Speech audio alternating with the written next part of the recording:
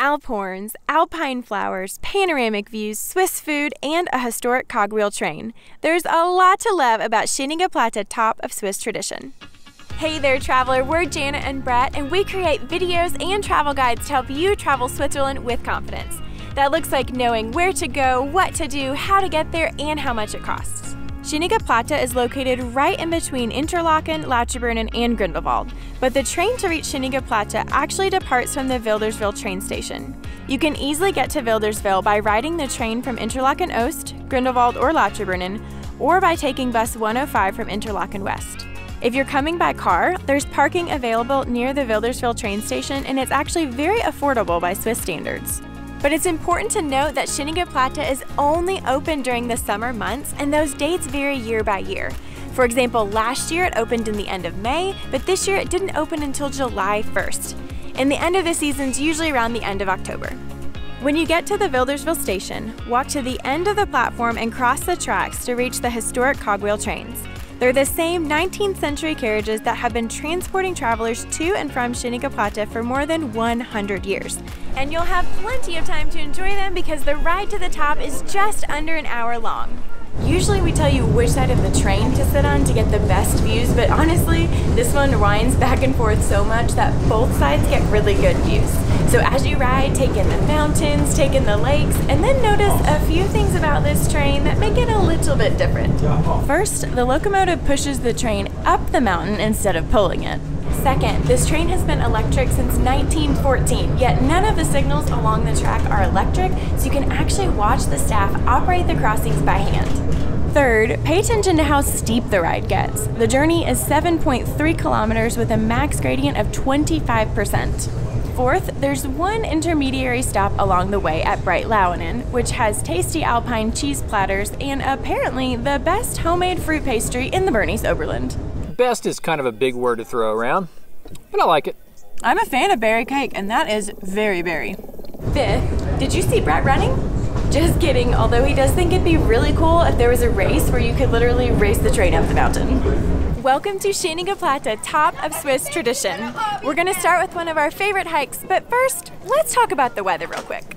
The average high temperature in the summer is around 70, but the average low is around 50. Now, of course, we're literally on a mountaintop, so the sun can make it feel much warmer, while the clouds or cold wind could make it feel much cooler. So before you take a whole hour to ride up here on the train, be sure to check the forecast and the webcams first. But now that we've talked about the weather, it's time to start hiking. Start by walking from the train station to the restaurant. Go under the terrace, past the kids' playground, and up the path to begin the hike. If you're like Jana and find slides irresistible, take a quick ride, then join us back on the trail. At the first split, turn left. Now follow signs up to Daube. After a brief downhill, the first part of this hike is pretty steep and rocky with nice views of Lake Thun.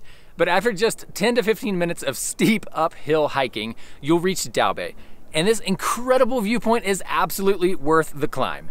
From here, you can see Lake Thun, Interlaken, Lake Brienz, Grindelwald, a few glaciers, and the Eiger, Mönch, and Jungfrau as well. At this point, we usually like to stop for a quick snack and to enjoy the views. One of the best things about hiking up here, other than the obvious, is that you have lots of options. If you've had enough hiking, you can just finish the short loop from here, which takes you back to the station in about 30 minutes. But if you're willing to go a little longer, continue along the ridge to Oberberghorn. This is the most exposed section of the trail, but it's still safe and wide enough to keep you far away from the cliff edge. Quick note about shoe selection. You're probably gonna want a trail shoe or at least a light hiking shoe instead of tennis shoes, because these rocks and roots will tear those tennies up. When you reach this split, you have a few options, but if you're up for an adventure, take this center trail and follow me.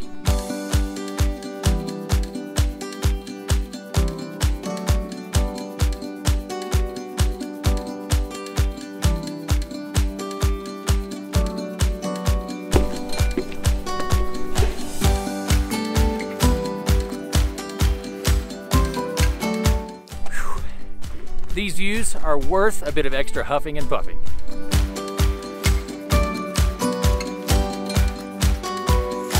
Before we climb back down, let me show you where we're headed next. We're gonna finish this trail by crossing the Alp here. You could actually take a larger loop to the Lauterbrunnen or even the classic 6-hour hike all the way to Grindelwald from here. But we think this Oberberghorn loop gives you the most bang for your buck, posted at just an hour and a half of total hiking time. And the end of this trail actually leads you to our next highlight, the Swiss Alpine Flower Garden. Schynige Platte couldn't be called top of Swiss tradition if it didn't include some of the famous Edelweiss flowers. But that's not all you can see here. This garden contains 2/3 of the entire alpine flora. There's a 1-kilometer walk that takes you past nearly 800 different types of plants. If you have a green thumb, you can even plan your visit here according to the bloom calendar or come on a Sunday afternoon for a free public guided tour. As you exit the flower garden, there's even a few fun photo spots with views of the Eiger monk and Jungfrau. Lily the cow is the kids' mascot for Schynige Platte, and that's because this place is super family friendly. There's Lily's Alpine playground, a kids' treasure hunt in German, there's a kids' corner, and even a family day every September where you can meet Lily. But there's one more thing we want to show you before lunch. If you're hoping to hear Alphorns when you're in Switzerland, then you're in luck. Every day that Schynige Platte is open, there are live Alphorn concerts between 11 and 2.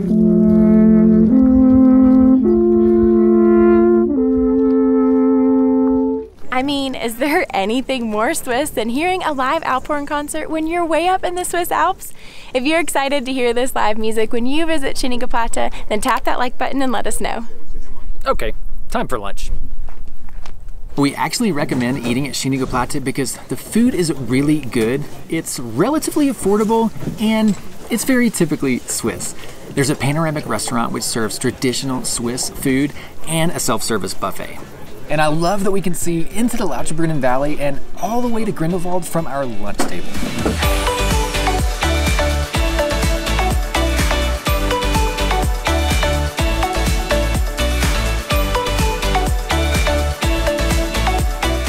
By the way, if you happen to visit Schynige Platte on your birthday, you get a free train ride and a free dessert in the restaurant. Or if it's not your birthday, you can book an afternoon ticket, which includes alpine meat, cheese, and bread during your train ride.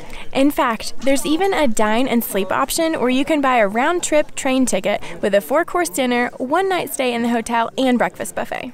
Not gonna lie, these rooms look super charming, so I hope we get to stay up here one day. And one more thing that would be pretty epic, to ride up to Schynige Platte with the conductor. You're probably thinking, wow, that sounds like so much fun. But how much is this gonna cost me? Good news is, it's actually pretty reasonable. The full price for adults for a round-trip ticket is 64 francs. It's 48 francs if you have a Eurail or Interrail pass, and just 32 Swiss francs with the half fare card or the Swiss travel pass. But the good news is, you can travel here and back for free if you have the Berner Oberland Regional Pass or the Jungfrau Travel Pass. And kids age 6 to 15 are half price or free with a Swiss family card, and kids are always free up until their 6th birthday.